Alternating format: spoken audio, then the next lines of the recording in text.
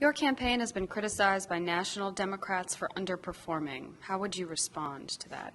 Well, I couldn't be more thrilled with where we are 6.5, 7 months into this campaign. We have been able to pull together grassroots and leadership from the eastern part of the state to the western part of the state, north, south, urban and rural, at a time when people are so divided.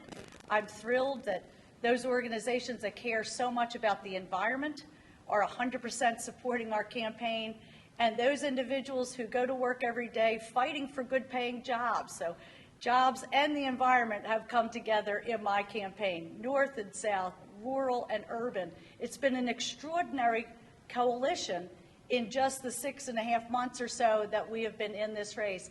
But it's understandable why. People know that we can have and need to have a brighter future. We should and can be investing in infrastructure and putting people to work. You look at the situation in Flint, Michigan. You know, I'm able to bring environment and labor together because I see that situation for what it is, a tragedy that didn't need to happen.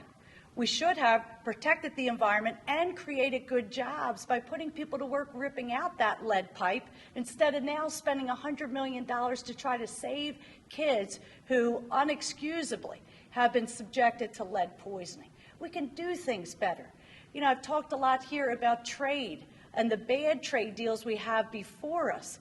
But I have this enormous support behind my campaign because the American worker knows that we can outcompete anyone.